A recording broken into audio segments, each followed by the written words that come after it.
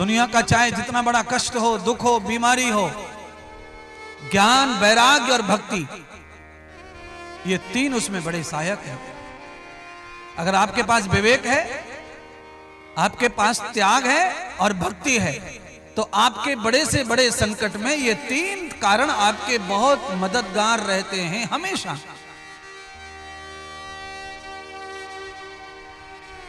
एक तो आप में त्याग ऐसा होना चाहिए कि आप दुनिया में आज के आज कहीं चले जाएं तो आपको पीछे मुड़ के याद नहीं आनी चाहिए।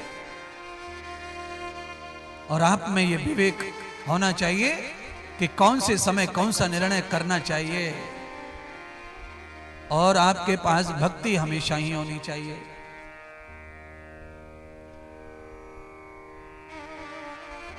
तद संपदा तद युक्तम। भक्ति के साथ में संपदा क्या है, क्या युक्ति है? तो कहा मुक्ति है भक्ति के साथ। जिनके पास विवेक है उनकी भक्ति के साथ मुक्ति मांगनी नहीं पड़ती है, मुक्ति स्वयं उनके साथ साथ चलती है। परक्षायाम तदम गति। जैसे शरीर की छाया को हमें अलग से नहीं ढूंढना पड़ता है। आप में से कोई ऐसा है जो अपने शरीर में चप्पल, दो जोड़ी चप्पल पहनता हो, अपने पैरों में अलग और अपनी छाया के पैरों में अलग पहनाते हो? भाई छाया भी है, वो भी जल रहे होंगे पैर, उसको भी चप्पल पहनाओ। आप छतरी तान लेते हैं बारिश में, धूप में, तो आप अपनी छाया में देखेंगे जब आप छतरी तान रहे हैं तो आपकी छाया भी छतरी तान रही होती है।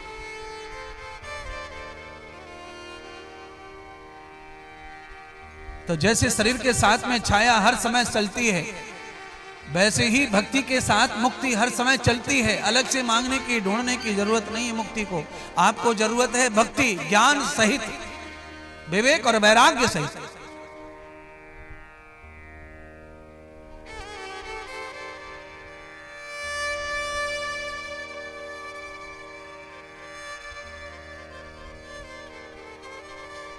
नारद जी के पास में क्या कमी रह गई? भक्ति की कमी हो गई थी, ज्ञान की कमी हो गई थी, वैराग्य की कमी हो गई थी। और जब ये तीनों कम हो गए नारद जी के, तो नारद जी को आवश्यकता ही तीनों की है। क्यों? परिस्थिति वही है। नारद जी ज्ञानी होके भी अज्ञानी हो गए। पल पल भक्ति करने वाला नारद केवल प्रपंच में घूम रहे हैं। है तो सेवा, पूर्ण होने का मार्ग है, पर केवल हम उसी में लग जाएं और अपने नित्य कर्म को भूल जाएं तो हमारा कर्म भौतिक जो है वो भी विफल होता है, वो भी सफल नहीं होता है। इसीलिए आप दुनिया का कोई भी कर्म करो, फैक्ट्री जाओ, दुकान जाओ, मकान जाओ, उन्नति करो, मम्मी के लिए रोटी ले जाओ, डिब्बा ले जाओ, हॉस्पिटल जाओ, दिन भर पैर दबाओ पिता के, सब कुछ करो, पर आपका जो नित्य कर्म है वो अवश्य पहले करो, उसके बाद सब सेवा करो। आपका नित्य कर्म, आपकी भक्ति नहीं टूटनी चाहिए। आप 50 मिनट बैठते हैं, आज 10 मिनट बैठो, 5 मिनट बैठो, 2 मिनट बैठो। आप कम करेंगे चलेगा, पर नियम तोड़ के भागेंगे और ये कहेंगे कि आज तो अर्जेंट, आज अर्जेंट, कल कर लेंगे ना। कल कर लेंगे इतना ही, एक पल का जो ध्यान था, जो नियम था, वही आपके आड़े बन जाएगा, बाधक बन जाएगा, वही आपके आड़े आ जाएगा। और अगर आज नियम हो गया, 1 सेकंड भी हो गया, तो वही तुम्हारे साथ में आ जाएगा और जो तुम सही नहीं कर पा रहे थे वो सब सही होने लग जाएगा। इसलिए नित्य कर्म बहुत आवश्यक है, जरूरी, वो करना ही चाहिए। घर पे करो, मकान में करो, द्वार पे करो, आपको जहां अच्छा लगे वहां करो, पर नित्य कर्म करो। उपासना हमारा कर्तव्य है, वो पूरा करो। संसार के कोई भी विकास मनुष्य का मूल धर्म है, करो। बड़ी से बड़ी आपकी उन्नति हो, आप कितने भी बड़े हो, जितना चाहे बड़े हो आप, हो करिए। आवश्यक है, धन इकट्ठा करना जरूरी है। समय का भरोसा नहीं है, कब कौन कहां क्या मांग लेगा, कब कौन कहां क्या डिमांड करेगा, कब कौन कहां आड़े आएगा और आपको कहां कौन कैसे फंसाएगा। तो आपके पास साधन होना चाहिए। तो साधन माने में जो आप जिसके लिए आप परेशान हैं, थके धन के लिए, वो होना चाहिए। आप खूब कमाओ, आपके पास जोर का धन हो, जोर का बल हो, जोर का नाम हो। और ये नाम, ये धन, ये वैभव, ये तभी अच्छे हैं जब आपके पास नित्य कर्म अच्छा है। अगर आपका नित्य कर्म डामाडोल है तो ये धन, ये वैभव, ये सब आपके लिए तुच्छ है, ये कुछ नहीं है। क्यों नहीं है कुछ? आपने क्या धनवान लोग नहीं देखे नासिक में? बीमार होने पर नासिक में नहीं दिखाते, वो सीधा बंबई जाते दिखाने के लिए पैसे के बल पर लौट के नहीं आते। कई लोग एम्बुलेंस ही लाती है उनको उठा के। उनका धन, उनका बैंक बैलेंस, उनकी सारी जानकारियां, जो सारी पहचान, इतने सारे नौकर चाकर, ये सब कहां चले गए? किसी ने मदद नहीं की। नहीं करेगा कोई मदद। क्यों? नित्य कर्म जिसका बिगड़ा हुआ है उसके आपत्ति काल में धन भी काम आता नहीं है और अपने भी काम नहीं आते हैं। अपने नहीं हो चिंता मत करो। अगर आपके अपने नहीं है चिंता न करो, पर नित्य कर्म अपना होना चाहिए। अगर नित्य कर्म अपना है तो 1000 अपने रोज बनते हैं। रोज आपके नित्य कर्म में डिसमिस है, आपका नित्य कर्म अच्छा नहीं है, आप भजन नहीं करते, धन्यवाद नहीं करते परमात्मा का जिसने तुम्हें सर्वस्व दिया है, तो जरूर आपके अपने भी आपसे छिन्न भिन्न होंगे।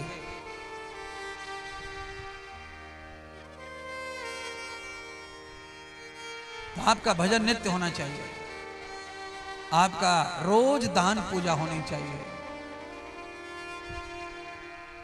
आप कितना दान करेंगे उस पे मत जाओ, पर आपके हाथ से रोज कुछ होना चाहिए। एक रोटी तो बड़ी बात है ही नहीं हमारे जीवन में। आप जितना आहार करते हैं उसका 70% आहार आपको ही करना है। 5 रोटी खाते ही 4 आपको ही खानी है। 5 में से 1 रोटी आपको साइड करनी है। बस इतना ही दान बहुत है रोज, अगर ज्यादा नहीं है तो।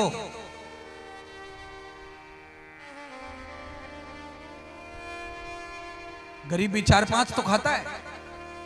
जिसके पास झोपड़ी है, रहने का ठिकाना नहीं है, जो रोड पे पड़ा है, प्लास्टिक टांगा हुआ है, वो भी रोटी खाता है 5, 6, 7, 8, 10। पर उस गरीब को भी मैं कहना चाहता हूं, तू झोपड़ी में रह रहा है, दरिद्रता भोग रहा है, गरीबी भोग रहा है, और तू रोटियां खूब 8-10 खाता है। अरे उस 8-10 में से 3, 4, 5 खा ले, 1-2 उसमें से बांट, गरीब भी बांट, अमीर भी बांट।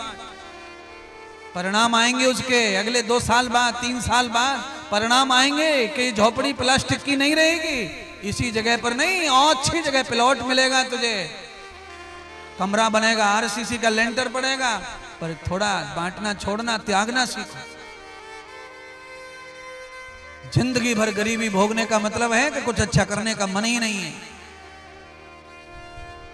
मांस खा लो, अंडा खा लो, दारू पी लो, पर सुधरने की इच्छा नहीं है। अरे पहले ही इतना गरीब है कि रोड के बगल में पड़ा हुआ है बच्चों को लेकर, वहीं बच्चे पैदा हो रहे हैं, वहीं बड़े हो रहे हैं। तो सुधरने की जरूरत है, बदलने की जरूरत है। आवश्यकता है कि अच्छा जीवन, नित्य कर्म अच्छा करो।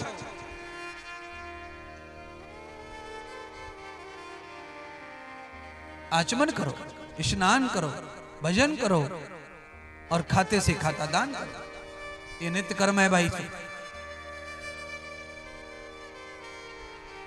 सूर्य अपनी ऊर्जा में से कितना दान करता है, पृथ्वी अपनी ऊर्जा में से कितना दान करती है।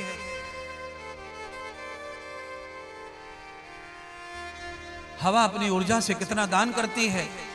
ये पूरी सृष्टि अपनी ऊर्जा का दान करती है, इसलिए सृष्टि हमेशा पूजी जा रही है। आप दिन भर कमाइए, दिन भर दान लीजिए, पर दान कीजिए, सेवा कीजिए, आपका बढ़ता जाएगा सेवा भाव, बड़प्पन बढ़ता जाएगा।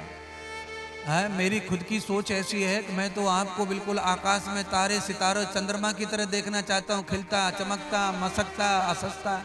मेरा तो खुद का, मैं तो हर कथा में कहता हूँ,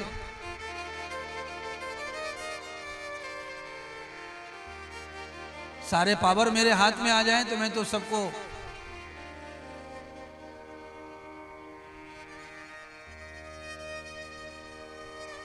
पर है, ऐसा नहीं है कि पावर हाथ में नहीं है, हमारी पावर भी हाथ में है। पर विवेक, बुद्धि और भक्ति ये तीनों भी हैं साथ में। इसीलिए पावर का प्रयोग अच्छी जगह करना है, पावर का प्रयोग सच्ची जगह करना है, पावर का प्रयोग उन्नति और कल्याण के लिए करना है। ये मैं नहीं कह रहा हूं, ये महाभारत की कथा कहती है। ब्रह्मास्त्र था अश्वत्थामा के पास में, ब्रह्मास्त्र को साधना और संवारना नहीं आता था उसको। ब्रह्मास्त्र चला दिया ईर्षा में, क्रोध में, पांडवों को मारने के लिए। पता चला नारद को, नारद ने कहा, अरे मूर्ख, तूने ब्रह्मास्त्र अपने पिता से पाकर के ब्रह्मास्त्र के प्रभाव को समझा ही नहीं। पांडवों के ऊपर तूने ब्रह्मास्त्र चला दिया है, तुझ में विवेक नहीं है। कहां चलाना चाहिए, कहां नहीं चलाना चाहिए। ब्रह्मास्त्र छूट गया, अगर वो मार के नहीं लौटेगा तो ब्रह्मास्त्र का अपमान होगा, और ये गुरु का अपमान है। और ब्रह्मास्त्र मारेगा तो भगवान का अपमान हो जाएगा, क्योंकि भगवान कृष्ण ने पांचों पांडवों को जब तक द्रौपदी जीवित है तब तक जिंदा रहने का वरदान दिया हुआ है। इसीलिए तेरा ब्रह्मास्त्र काम नहीं करेगा, अपमान होगा तेरे और तेरे पिता दोनों का, तुम दोनों गुरु शिष्य का अपमान हो जाएगा। इसीलिए आपको बाण ब्रह्मास्त्र चलाना कहाँ है, कम से कम उसको समझना है। उसके लिए विवेक चाहिए, धैर्य चाहिए। ईर्षा में आ जाएं, घृणा में आ जाएं, क्रोध में आ जाएं और उल्टा सीधा कुछ बोल दे, कर दे, क्या है इसका मतलब है कि आपके पास में विवेक नहीं है, खत्म हो गया स्वार्थ में, आप मतलब में पड़ गए हैं। अश्वत्थामा मतलबी हो गया, प्रतिशोध की आग में, बदले की आग में जलने लगा और उसने ये कर दिया। अब घबराया, नारद जी ने कहा तो अब क्या करूं, अब क्या करूं। तो नारद जी ने कहा अब ये कर कि ब्रह्मास्त्र बदनाम ना हो, गुरु का वाक्य, गुरु का दिया हुआ बाण, इसीलिए उसकी दशा मोड़ दे। तो कहा मुझे नहीं आता मोड़ना। तो नारद जी ने कहा इधर कर, ऐसे कर। नारद जी समझाते गए, वो करता गया, तो ब्रह्मास्त्र मुड़ गया और वो कहां पहुंच गया, उत्तरा के पास पहुंच गया, उत्तरा के गर्भ में लग गया जाकर। ब्रह्मास्त्र का सम्मान बचाने के लिए नारद जी ने कार्य किया। तो कभी कभी अपनी शक्तियां होके भी शक्तियों का प्रयोग नहीं करते महात्मा, संत, ज्ञानी, ध्यानी। क्यों? क्योंकि उनके पास विवेक है, ज्ञान है। जिसके पास कुछ ज्यादा नहीं है वो भी अपनी शक्ति का प्रयोग कर लेता है, पड़ोसी को पीट लेता है, वो भी माथा फोड़ देता है, कभी कभी चाकू तलवार चला देता है, हाथ काट देता है, गर्दन काट देता है, बिना सामर्थ्यवान। क्यों? उसके पास भी विवेक नहीं है। जिनके पास विवेक नहीं है वह पड़ोसी के साथ में इतना दुर्व्यवहार कर लेते हैं जैसे कि मानो आज के बाद कभी उसके साथ रहना ही नहीं है। मैं ये कहता हूं कि पड़ोसी के साथ में जब हमेशा रहना है तो उसके साथ इतना बड़ा लड़ाई नहीं कभी करनी चाहिए। छोटी मोटी बात विवाद हो जाए, छोटा मोटा बोलना चालना हो जाए, वहां तक ठीक। दीवाल से दीवाल टच है, चबूतरे से चबूतरा टच है। 1.5 साल का बालक पड़ोसी के घर से निकलेगा, सीढ़ी पर उतरते तुम्हारे घर के सामने पैर रख देता है, तुम्हारा बालक उसके सामने। तो ये विवाद बढ़ा नहीं अच्छा, ये विवाद मारने धाड़ने वाला विवाद नहीं। क्यों? यहां बच्चे रोज खेलने वाले हैं, वहां पर जल्दी से जल्दी हमें अच्छी तरह आपस में समझ से काम लेना चाहिए। पड़ोस में कभी भी इतना बड़ा विवाद नहीं रखना चाहिए। क्यों? जब वहां से हट ही नहीं रहे हैं, जा ही नहीं रहे कहीं दूर, तो फिर समझौता, समझ की जरूरत है। वहां ऐसा विवेक चाहिए, ज्ञान और भक्ति चाहिए। जिनके पास ज्ञान और भक्ति, सत्संग ये सब है, वो सही समय पर अच्छा ही अच्छा सोचते हैं, बुरे समय में भी अच्छा सोचते हैं।